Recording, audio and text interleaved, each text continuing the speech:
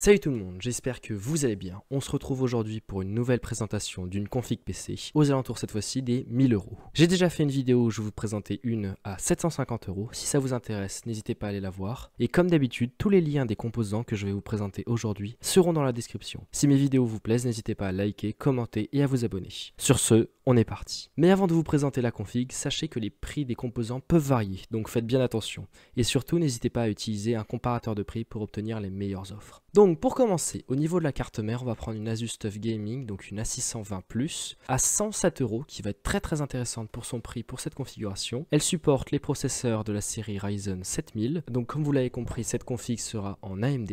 Et justement, au niveau du processeur, on va prendre un AMD Ryzen 7600X, très bon processeur avec 6 cœurs et 12 threads, parfait pour le gaming et le multitâche, surtout à 219 euros.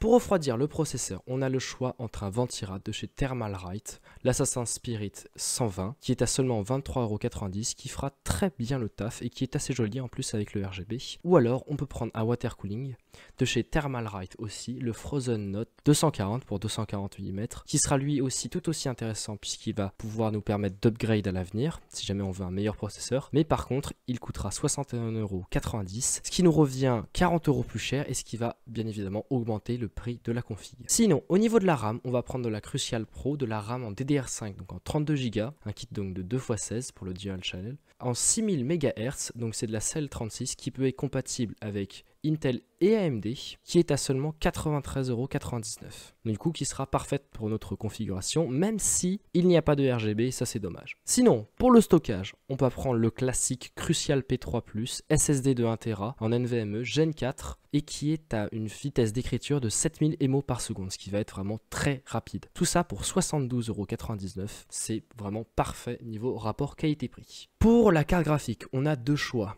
Soit on prend la Gigabyte Nvidia GeForce RTX en 4060 avec 8 Go de RAM qui est à 329,99 €, qui va être intéressante pour ceux qui veulent faire du gaming avec du ray tracing et du DLSS. Pour ceux qui voudraient faire des économies, il y a la Asus Dual de chez AMD, une RX 7600 qui est elle aussi est à 8 Go de RAM, mais par contre son prix est à 279,99 € pour environ les mêmes performances. Du coup, c'est juste qu'il n'y aura pas le DLSS ni le ray tracing sur cette carte graphique là. Et vous pouvez même passer à une carte graphique un petit peu plus haut de gamme avec une 7700 par exemple. Mais là, le prix sera un petit peu plus cher, aux alentours des 400 €. Pour alimenter le PC, j'ai pris une alimentation MSI Mag à 750 GL, donc une alimentation de PC à 750 watts en 80+ Gold, qui est à 84,99 €, très intéressante bien évidemment, en full modulaire. Ce qui va être très intéressant pour ne pas avoir de câbles en trop. Tous les câbles vous sont fournis et c'est à vous-même de les brancher un à un, donc du coup il n'y aura pas de câble en plus comme une non modulaire. Mais par contre, elle sera légèrement plus cher. Pour le boîtier, moi je vous conseille un MSI MacForge 100R, donc c'est un boîtier PC en ATX qui coûte 64,30 €, qui va être très intéressant pour son prix puisqu'il a un très bon rapport qualité-prix avec deux ventilateurs RGB à l'avant et un ventilateur non RGB à l'arrière. Mais si ce boîtier ne vous convient pas, vous pouvez bien évidemment en changer. Je vous conseille juste de vous renseigner un peu et de prendre quand même